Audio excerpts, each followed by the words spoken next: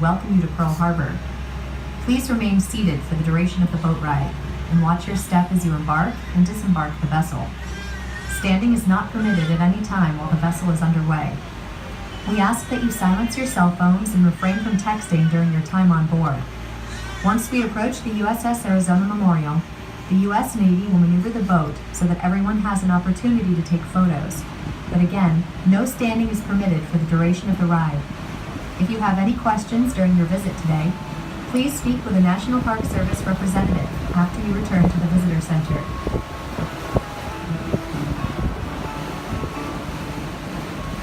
Once again, welcome to World War II Valor in the Pacific National Monument, which is the proud home of the USS Arizona Memorial, the USS Oklahoma Memorial, and the USS Utah Memorial. Today, the U.S. Navy and the National Park Service will take you on a harbor tour of Pearl Harbor and bring you close to the USS Arizona Memorial and the valiant ship that lies beneath. We are now in the south channel of Pearl Harbor, where the infamous battleship Roe was once located along the southern coast of Ford Island and off the bow of the boat as we cross the harbor. It is here that the great warships of America's Pacific Fleet were moored on the morning of December 7, 1941. From right to left, there was the USS Nevada, Arizona, the repair ship Vestal, the Tennessee, West Virginia, Maryland, Oklahoma, and a bit farther down, the California. An 8th battleship, Pennsylvania, was nearby in dry dock undergoing repairs. The battleship Utah still rests on the bottom of the harbor and a short distance from shore on the opposite side of Ford Island. The mighty battleships were the backbone of the Pacific Fleet, and each boasted a crew of nearly 1,500 men. In all, almost 200 American vessels were located in Pearl Harbor that day. Off the starboard bow, or right front, of the boat, you can still see the white concrete mooring keys that continue to display some of these names. The battleships that came to Pearl Harbor back then did not drop anchor to secure their position. Instead, they were tied to these white concrete blocks, which were built in the 1930s.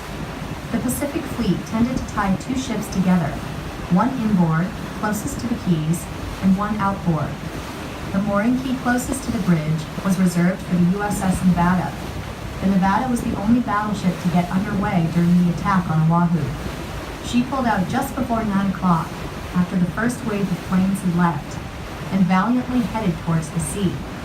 At the same time, Japanese planes from the second wave were flying over Diamond Head on the southeast side of the island to continue the attack on Pearl Harbor. As they arrived, they saw this great warship moving out of the harbor and began to attack. She was badly damaged by Japanese dive bombers and torpedo planes, and eventually was purposely run aground on a coral ledge to avoid sinking. Almost 60 USS Nevada crew members lost their lives in this short time.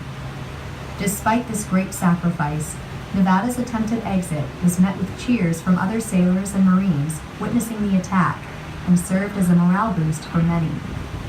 Following an extensive salvage operation, the USS Nevada's guns boomed once again as she provided fire support for Americans who stormed the beaches of Normandy, southern France, Iwo Jima, and Okinawa. Continuing on, the attack on Pearl Harbor began at 7:55 a.m., with torpedo planes coming in waves from both the north and south, while flying at an altitude of only 30 feet. The first few torpedoes slammed into the hull of the USS Oklahoma, exactly in the spot where the battleship Missouri is today. Oklahoma began to tilt, and in less than 12 minutes, she had completely rolled over, only stopping when her masts hit the bottom of the harbor. She had taken as many as 8 torpedo hits on her port or left side. This was a crippling blow, and consequently 429 sailors and Marines were lost on the Oklahoma. A memorial dedicated to these men was erected on the shoreline, where many of her crew first set foot on Hawaiian soil years ago. The West Virginia, Tennessee, Maryland, California, and Pennsylvania were all damaged to varying degrees during the attack, losing almost 250 crew members among them. Despite sustaining serious damage and settling to the harbor floor following the attack, The West Virginia and California were salvaged and put back into service as well. Both of them would play a vital role in the coming conflict in the Pacific. On December 7, 1941, the USS Arizona was moored here next to the USS Vestal, a smaller repair ship. At 7:55 a.m., the ship's air raid alarm went off, and the ship soon went to general quarters, the call for all hands to go to their battle stations immediately. For the next 10 minutes, the men of the Arizona endured strafing from incoming Japanese planes and bombs from Nakajima B-5N Kate torpedo bombers, which carried armor-piercing shells modified into 800-kilogram or 1,750-pound bombs. At 8:06 a.m., a fatal blow struck the Arizona. The Japanese bomb cut through the deck in the vicinity of gun turret number 2, which would have been about 200 feet to the left of the Memorial. Seconds later, it detonated the ammunition magazines located in the forward section of the ship. The result was a massive explosion that